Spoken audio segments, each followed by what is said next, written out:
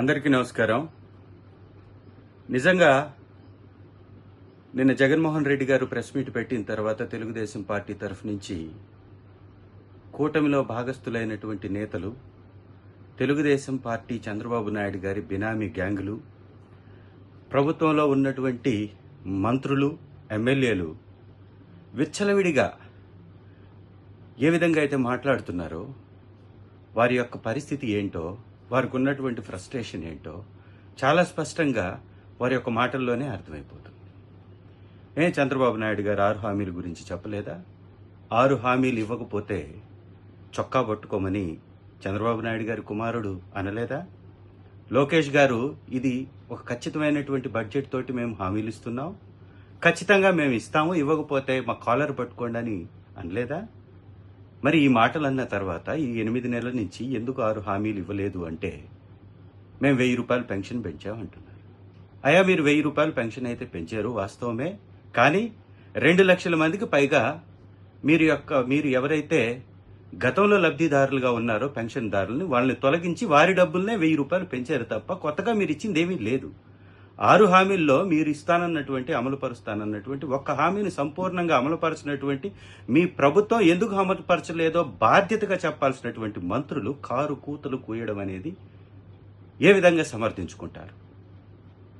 YSR Congress party అధ్యక్షులు మరియు మాజీ ముఖ్యమంత్రి గారు శ్రీ జగన్మోహన్ రెడ్డి గారు తన దగ్గర ఉన్నటువంటి సంపూర్ణమైనటువంటి డేటాతోటి మీకు ఏ రకంగా మీరు అప్పులు చేశారు, గత మా ప్రభుత్వంలో ఏ విధంగా మంచి జరిగినా కానీ మీరు చెడు ప్రచారం చేశారు, ఏ విధంగా మీ యొక్క పరిపాలనలో 2014 నుంచి 19 వరకు సంపద ఆవిరయింది, ఏ విధంగా కోవిడ్ ఉన్నా కూడా వైఎస్ఆర్ కాంగ్రెస్ పార్టీ ప్రభుత్వంలో సంపదని సృష్టించాము, పోర్టుల్ని నిర్మించాము, మెడికల్ కాలేజీల్ని నిర్మించాము, 2,73,000 కోట్ల రూపాయలు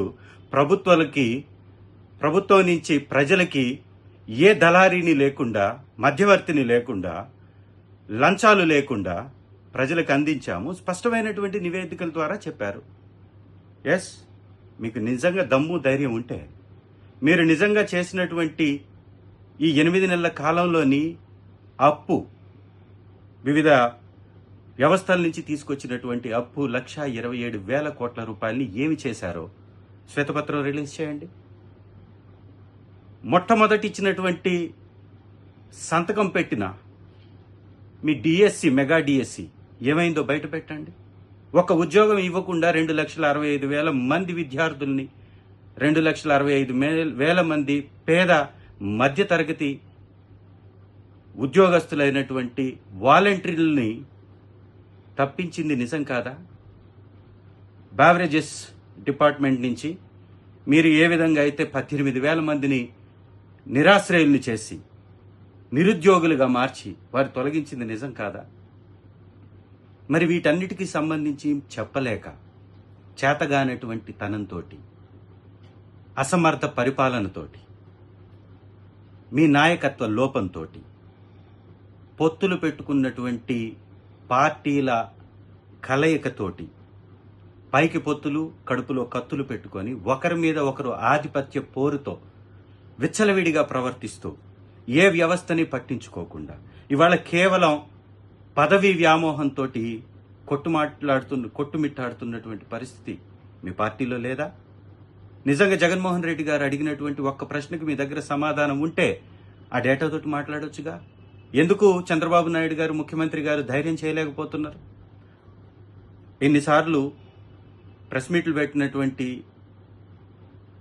మాజీ ముఖ్యమంత్రి వర్యులు జగన్మోహన్ రెడ్డి గారు అడిగినటువంటి ఒక్క ప్రశ్నకి మీ దగ్గర ఉన్నటువంటి ఆధారంతో సమాధానం చెప్పగలిగారా? ఏ ఆధారం లేకుండా నిరాధారమైనటువంటి నిందలు వేసి కాలం గడుపుకోవడమే మీ యొక్క సిద్ధాంతం అయితే, ఈ యొక్క కారు కూతల్ని మాని ప్రజలకి సేవ చేయాల్సిందిగా మీకు మనవి చేస్తూ, ఇలాంటి మాటలు, ఇలాంటి దుర్భాష మాకు వస్తుంది. మీరు బాధ్యతతో వ్యవహరించాల్సినటువంటి స్థానంలో ఉన్నటువంటి మీరు బాధ్యతతో వ్యవహరించండి. ఈ విధమైనటువంటి మాటలు మా నాయకుడి మీద కానీ మీరు మాట్లాడితే ఖచ్చితంగా దానికి తగినటువంటి సమాధానం చెప్తాం. ఏ విధంగా మీ ప్రభుత్వం ఈ ప్రజలను మోసం చేస్తుందో, వంచిస్తుందో వాటి మీద నిగ్గు తేలుస్తాం. మీ దగ్గర ఆధారాలు ఉంటే చూపించమని పదే పదే అడుగుతున్న ఆధారాలు చూపెట్టలేకపోతున్నారంటే దాని అర్థం మీ దగ్గర ఆధారాలు లేవు అని. సో ఇంత నీతిమాలిన, ఇంత పేదల పట్ల బాధ్యత లేకుండా ప్రవర్తిస్తున్నా, ఇంత త్వరగా ప్రజల చేత చీత్కరించబడినటువంటి ప్రభుత్వంలో భాగస్వాములైనందుకు సిగ్గుపడకపోగా దిగిపోయి ప్రతిపక్షంలో ఉన్నటువంటి పార్టీ మీదే నిందలు వేస్తూ కాలం గడుపుతున్నటువంటి మీ అసమర్థ పరిపాలనని ప్రజలు అర్థం చేసుకుంటారని మీకు గుర్తు చేస్తూ సెలవు.